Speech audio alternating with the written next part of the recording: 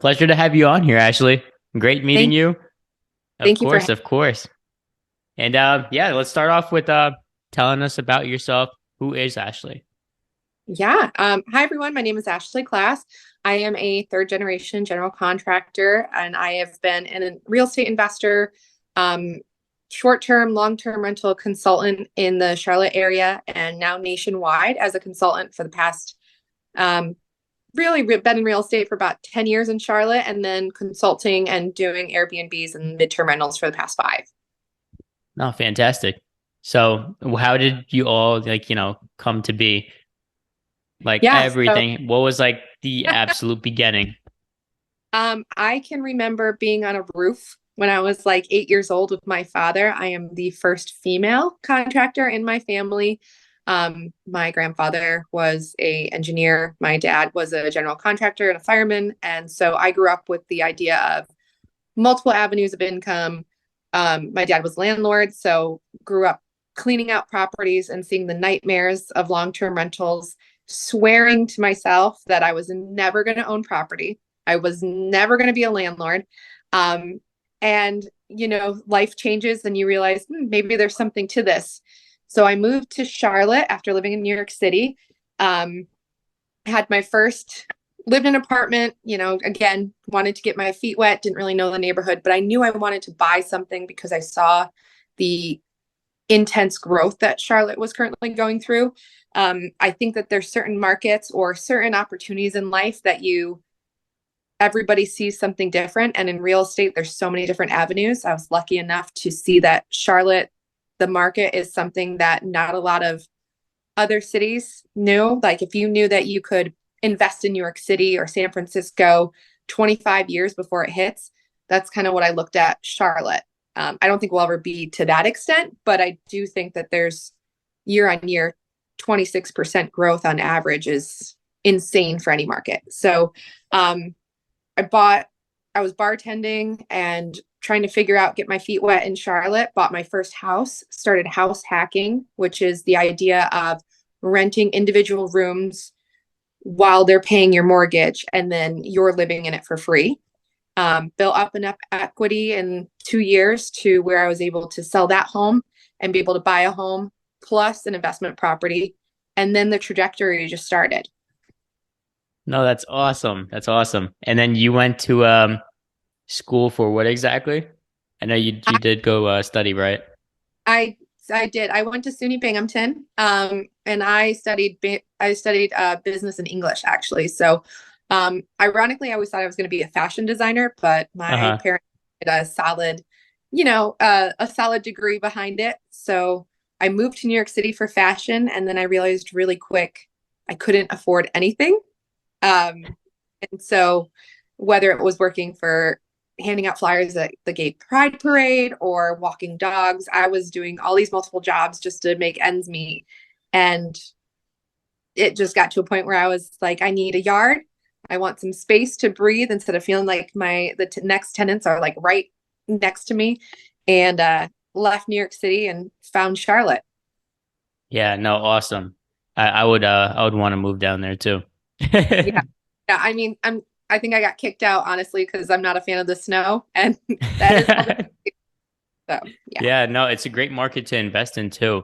Mm. So how was your beginning like? So you started off with just a single family over there? I did. I found a 3 bedroom, 2 bath, and I slept on an air mattress for a good 6 months of owning that property um, and the first week I owned it, actually, lightning hit the house, of No course. way. And I found out real fast that the all the electric wasn't grounded for investors to know Oh that my God. GFCI outlets in your bathroom or kitchen, it fried all of the electric. So I had given up all my savings, and then it blew the water heater. I had like another $6,000 of, um, repairs I had to do within the first week of owning the house. So I slept on an air mattress. We did the repairs. We rented it out, made it work. And I would say that that's part of real estate investing is just always to plan for the worst because more 100%. more than not, it happens. Yeah, yeah. And it's honestly who could wave the storm, you know what I mean? Like who could ride through it? Because most Uh, people can't. It's not for no, them. no. And real estate, the one thing is very shoots and ladders. Like when you think of the childhood game, it's 100%. There's sometimes you're at your absolute high and then you get that high and you're like, I got to go for the next one. And as you're going up, all of a sudden something takes you and humbles you right down. And it's that defining moment, I think, for a lot of people that if you break it, then there's always going to be that higher ladder to hit. But if you don't, I mean, that's kind of where you stay, right? Yeah, or you could just fall off completely. You know, like Oh, some people can't like actually handle it. You know what I mean? It's just oh not for them. no, no, Yeah. 100%. I know Yeah. social media makes it like all glamorous, but it really like, it's a lot different in real life. Yeah, absolutely. I work with a lot of clients as a consultant for both investments of them rehabbing it, whether they want to do a flip or people trying to do short-term or mid-term rental. And it's so amazing to me that, HGTV is addicting for a reason. It makes it look so good, so easy, but people don't expect. I mean, I have a property right now that hasn't sold. It's been sitting on the market for 3 months because there's a woman that used to live there that blesses the house and screams at people every day. You can't plan for those things. So, uh, it's interesting what people come to the table expecting and then what they leave with because there's always a learning lesson with real estate. Always, always, yeah. And I mean, for entertainment purposes, they need to make it look all glamorous, you know what I mean? Or no one's really just gonna sit there and watch that. Um No, no, you get my. and so yeah, so how did all that lead to you getting into, rental units, into like arbitrage, Airbnb, midterm, short term, all of that? Yeah. So I started with that trajectory of having an investment property and then starting to accumulate rental properties because I saw how fast Charlotte was growing and the equity that you could build by just obtaining property and having somebody rent in it. Again, I started out never wanting to be a landlord. And within the first 5 years of being in Charlotte, I was a landlord several times over. However, by the fifth year, I got into seeing all the damages that was happening with long-term renters. There's not just like scuffs and marks on the wall when people moving in. Sometimes people, they know it's not their property, so they're not going to treat it like you would treat it. And the damages started to outweigh the profit that I was bringing in. So, with real estate, the one thing I always explain to anybody is the art of flexibility. What one model may work for 2, 3 years may not work the next time. And so it's all about ebbing and flowing with, looking at profitability and really what's working for your brand. So at that time, it wasn't working for my brand anymore. And so I converted a couple long-term rentals after we had fixed them up again, converted them to short-term rentals. And that I saw huge success because at the time, Charlotte had at the time only 1,100 Airbnbs in the entire area. To date, right now, when we're looking at 2023, and this was 5 years ago, so 2018, there's now over 9,800. So it's a big Wow. shift in 5 years. Huge jump. Yeah. And, about, one thing is everything was great for 2 years. And then March 14th, 2020, I lost $80,000 of bookings in one day. And at 3 months pregnant, had an absolute heart attack. How am I going to pay my bills? How am I going to pay my mortgages? We had expanded quite fast in those 2 years where I had rental arbitrage, where I was renting out units and furnishing them. And then the landlord themselves was allowing me to Airbnb them. So I had a lot of responsibilities on my end. And again, being 3 months pregnant, it was quite stressful. And so I started to look into the growing need for traveling nurses and the whole concept of midterm rentals, which is anything over 21 days, up to a year of a furnished rental that people can live in, and they're getting, whether it's they're there for assignment or they're coming into an area that they don't know yet and they don't want to buy or rent and they don't want to bring their furniture in. Just a huge, huge need. And so we were able to convert from that one day of $80,000 bookings lost. We actually ended up making $110,000 bookings in that time. So we increased it by $30,000 just converting to midterm rentals. That is fantastic. Quick little Yeah. change. No, nice, Yeah. nice. And you All, you were quite agile on your feet to make that pivot. I mean, I think that fear does a funny thing. And like we've talked about, you either like break or you move. And sometimes you Uh-huh. just, you know. 100%. Yeah. And I mean, do you ever witness something like this on the Airbnb side as well? Yeah, I mean, there are some midterm rentals that I've converted back to short-term rentals just with ebbing and flowing. And then I've also noticed that Airbnb, they added all these updates. I think it was December 16th this past year, where they increase long-term stays, which is the idea of 21 plus days up to a year. They added that whole feature. So I think that they were getting hurt from, COVID changed a lot of businesses and the way people look at travel and comfort.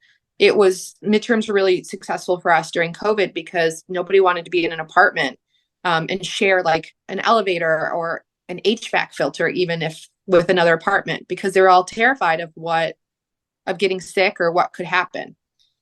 When COVID started, when the vaccine came out and we saw the decrease of traveling nurses, we saw a decrease of people traveling because they were called back to the offices.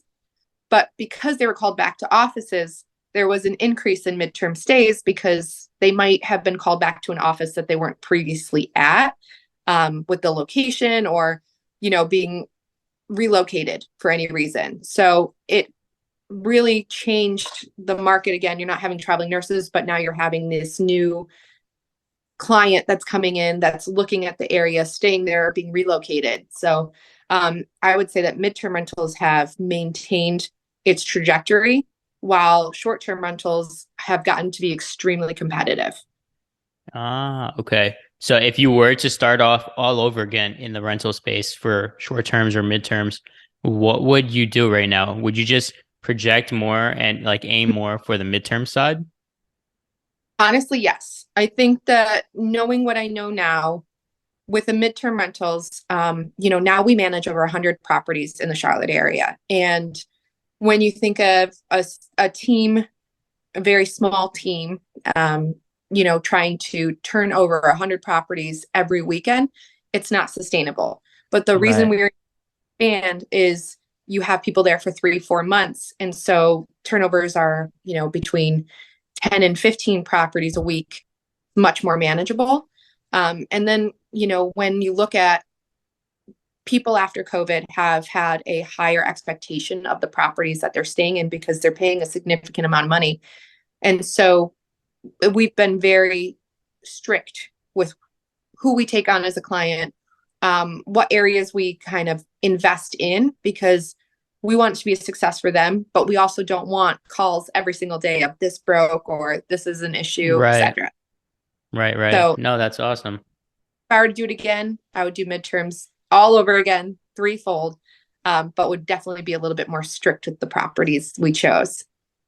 Okay. And do you mean like the criterias of the properties? A lot Yeah. newer on the higher end side, or what do you mean? I would say higher end. So for me, and this is for any market, I recommend for any investor to look at what's booking. You can look at AirDNA, you can look at Airbnb itself, Furnish Finder of what the requests are. But for instance, midterm rentals during COVID, 2 bedrooms, 1 baths were huge. And the reason Hmm. was, as traveling nurses, they often travel in packs of two because they always brought a buddy. And they wanted a smaller place that they had a stipend for lodging. And so it was a very tight budget. So 2 bedrooms, 1 baths were a killer for us. And then when COVID ended and traveling nurses reduced their stays, families coming in were now looking for 3 and 4 bedrooms with 2 bathrooms. So that totally changed that market shift. So the criteria would be a lot different with what we would look at. I see. Okay. Gotcha. Nice, nice. And I mean, as far as like the Airbnb goes, what, like softwares or like Airbnb itself, what other platforms do you actually go ahead and list those on? Yeah, so I use Furnish Finder, Verbo, Airbnb. We have our own direct booking site now that we've accumulated so many properties because We work directly with insurance claims of people that may be out of their home for weeks to months because they're getting something renovated that unfortunately had water damage or fire damage, something to the property. So we work directly with a lot of different vendors now. So direct booking has been really beneficial. I'd recommend, if I could do it all again, now that Airbnb has their midterm rental stays, that's been really beneficial.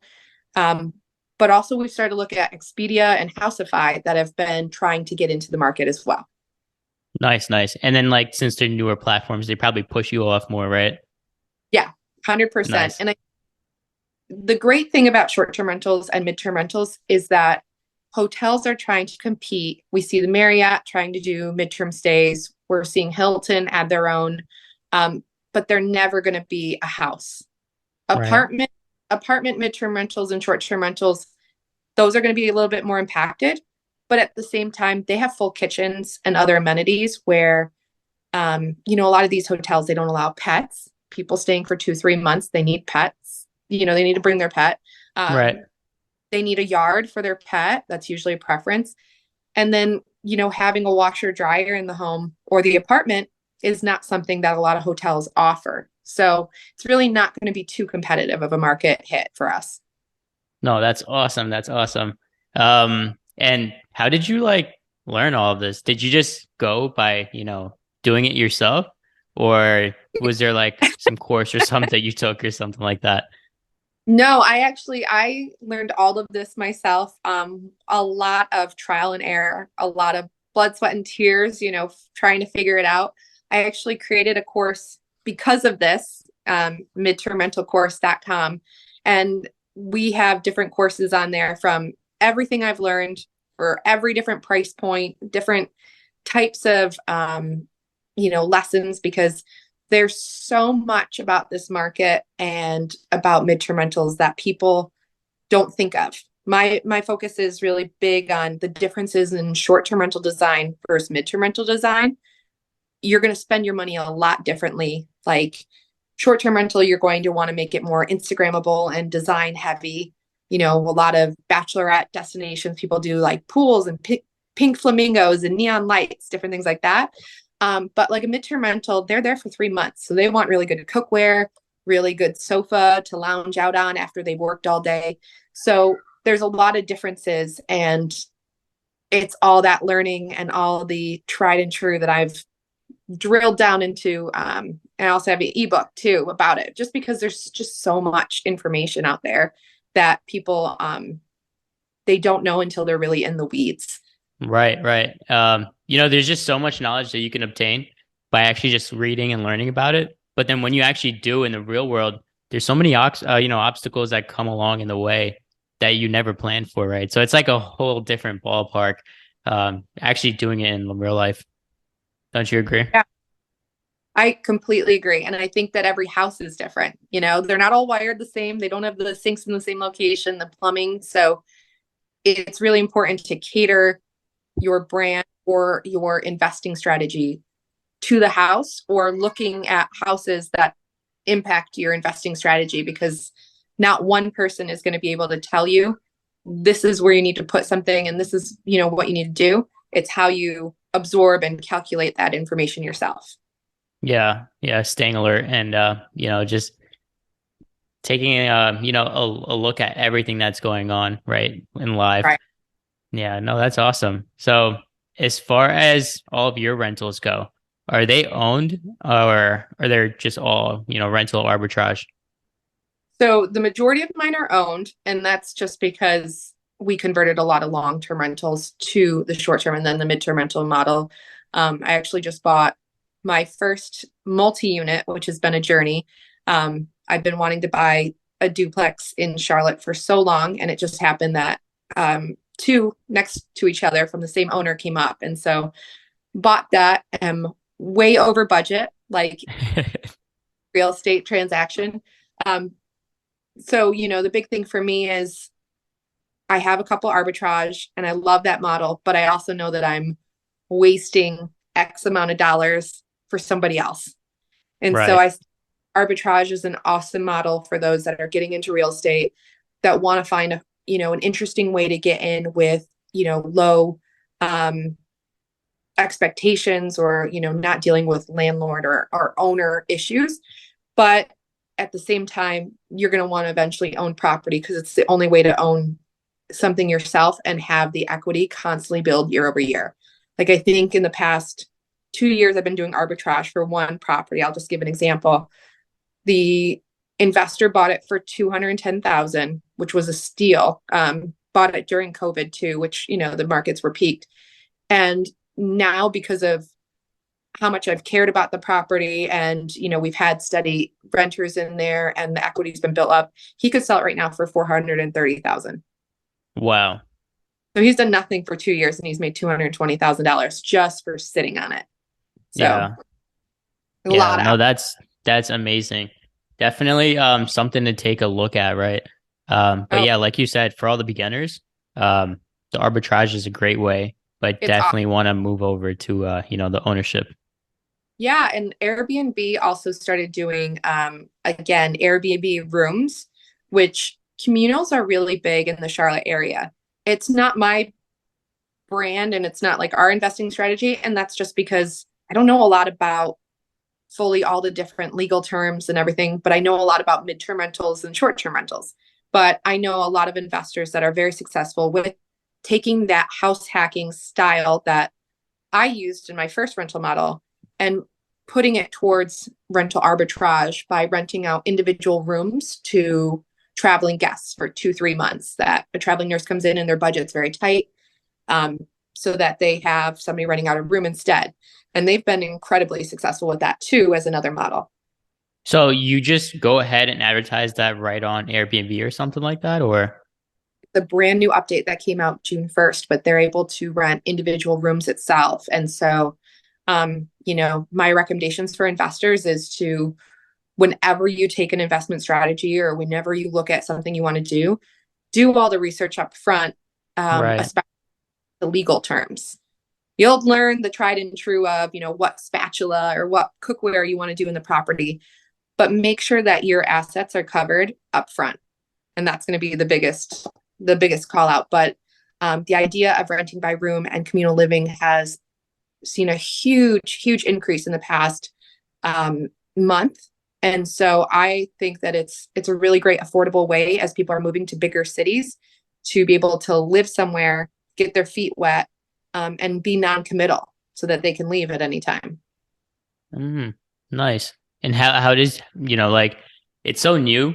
I've just heard like of mom and pops do something like that while they're in the home, and then they just rent out Yeah. another room or something like that. Um, Yeah. but how do you Yeah. do this on like an actual business level? Yeah. The big thing is, when I consulted a client the other day that did a 4 bedroom, 3 bathroom home. And so she does individual leases per room.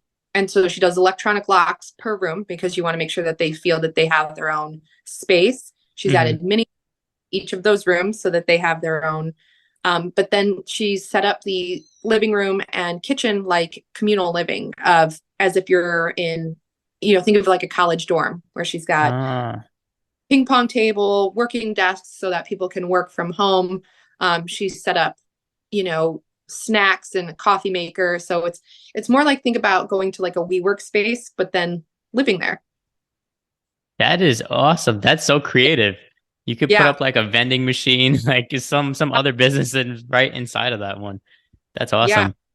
And then, there's that, when you're talking about vending machine, when we start looking at communal living and we start looking at, I mean, even Airbnbs, one thing that's been really successful for me is there's this company called Houster. Hmm. Um, I can share the link, but basically they set up the barcode of everything that's in your house, that's Amazon links or links for affiliate. And so you can bring, Oh, as an investor, like an extra $200-300 a month each property, because people will, if they like the linens or they like the coffee you're using, they'll go ahead and buy it on Amazon. You'll get the affiliate money back. that is so dang smart. I love it. I love it. Yeah, Wow. It's just like, maximizing every property. You just there opened is. up a whole different world for me right now. I could go into all the different ways to monetize. There was one property we did that during like political season, as everybody was getting ready for the primaries, Hmm. I sold my I knew that our spot was on a very busy double lane road, and I sold the yard because I didn't really want to rent it out during that time because we had some situations before. Um, during the primaries, just people get heated with politics. But I sold the Right. yard itself and rented it out to different vendors, You like said the yard? the yard. So people were putting signs up like dairy farmers and different like Serta, different things, but they put advertisements on the yard. And because it was such a busy road, they were getting high Hmm. traffic. We were starting to call and, ask about different information. Wow. And then did that at all like affect your bookings and things like that, or not at all? No, the reason I had done it is because we actually had lower bookings during that time because with the primaries going on, people were staying.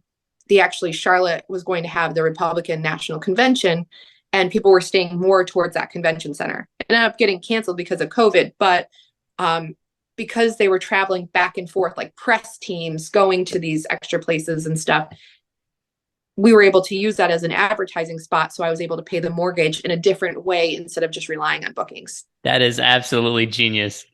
You just keep pivoting in all different kinds of ways. That's awesome. I love it.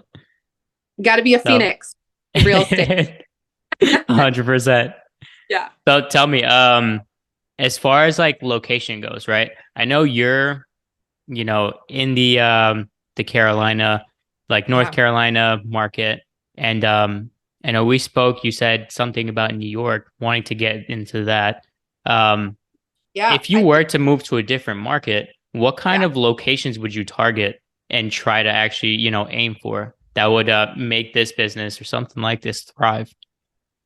I think what really works for my business model is that I don't go for glamorous. I go for practical. And so Hmm. everybody's a lot different. Some people are killing it in Nashville doing bachelorette, um, you know, short-term rentals. I've designed a couple there. Some are doing beach houses. For me, my practical is where is the need and what kind of services can we provide? And so what I mean by that is I always look at where the big growth is coming in. So I'm from upstate New York. I lived in New York City a long time. So New York has always been, part of my heart. And my husband's actually from Philly area. So we go up to Northeast all the time. And so my hometown is going through this huge rebirth. We were actually like a dying city. And then Hmm. Dick's Sporting Goods corporates, they were started in my hometown. And they're actually bringing I just found out, like the largest Dick's Sporting Goods in the nation that's going to have like an indoor ice rink and all these different things are going to happen. And I think for any investor, keeping a pulse on knowing where the significant builds, whether there's somebody building a mall or somebody's building a huge revitalization project, always keeping that pulse because with midterm rentals, that big project is going to bring in engineers, those that are working from corporate that need that midterm space to be comfortable for 3, 4 months as they're setting it up. And so when you look at colleges and you look at big hospitals, you're going to be successful no matter where you go because of those key things of that's always going to drive people to come to that area. Okay, so you're looking for colleges, for example, right? Mhm. Big companies that are moving in, Yeah. um, and then just population growth in that area. Am I right? And then hospitals. One thing I love to do is so there's something called the Traveling Medical Professionals Index. Anybody can look it up online. And so I go in and I look at the Traveling Medical Professionals Index and I see where the hot areas are for the need of traveling nurses in that area. So that means that there's a lot more need and there's a low inventory of traveling nurses or of nurses. So they're bringing in a lot of traveling medical professionals, meaning they're going to need a lot of places to stay. And Hmm. so the easy areas that you can find, and then um, I'll start digging. Why do they need it? Is it because there's a specialty? Is it because there's a brand new hospital that's being built? Is it because people are moving to a different area and why? So I'll start doing that digging research, and you can find that areas like Tampa and there's a couple Midwest towns on there that are nobody's really heard of, but I think that Hmm. they're going to major impact. Awesome, awesome. And then do you get, discouraged by tenant laws? I know because like from North Carolina to New York, it's huge difference. It is. It's a huge difference. I think, when I start looking at markets, I mean, I'm constantly looking at real estate every single day. Um, when I look at markets, that's part of it is understanding what your laws are, especially when it comes to short-term rentals. New York City has a huge ban, and I think Airbnb is actually in a legal lawsuit with them right now because it's deterring business. Um, but the sweet spot has been midterm rentals that nobody's really touching. And the reason is if it's over 30 days, it's not considered a short-term rental. So, my call out to any investor that's looking at it, anybody can be a midterm rental host or a short-term rental host, but make sure that if you go into the midterm space, you have a up-to-date state accepted lease for that time period and you'll be fine. Okay. Nice, nice. Yeah, so is there anything else that you would want to like let someone that's very new Yeah. know that's getting into this? I would say um I actually saw the series finale of Ted Lasso last night, and the quote from that I'll take away that I've been telling everybody because I think it's so true is don't aim for perfection. Focus on continually learning. If you ask questions and you're open to change, that's going to make you successful at the end. And so in real estate, there's so many different avenues, whether you're just buying dirt and you're selling it, a year later, or you're looking at short-term, midterm rentals, and maybe that location's not working well, but you can move it to another location. Always remember that it's not a failure if you keep learning from it. True, true. And if it is a failure, once is enough, right? Yeah. Do not repeat that same mistake ever again. And that's on you. Yeah. Awesome. So yeah, thank you so much for coming on here. Ashley, I'm gonna leave your Instagram. Is that the only way that someone can find you, or is there any Yeah, so midtermrentalcourse.com has my ebook, different courses. It's for those that are current hosts, new hosts. We have realtors that want to sell to investors how to look at different properties and make sure that they can speak to it. Then we have builtwithclass.com is my portfolio. And if you want to schedule a consulting session, I work nationwide. But otherwise, my Instagram has a lot of free information. I tell this every time. Look through the reels, look through the information because you can start just by looking at the Instagram and being inspired. Perfect, perfect. Yeah, I'm gonna leave it all down below. And that way anyone that needs help or anything like that, they could just feel free to reach out to you. That is awesome. So thank Yeah. you so much for coming on here and sharing your knowledge and experience with everybody. I really appreciate the time. Thank you. Of course, of course. Thank you.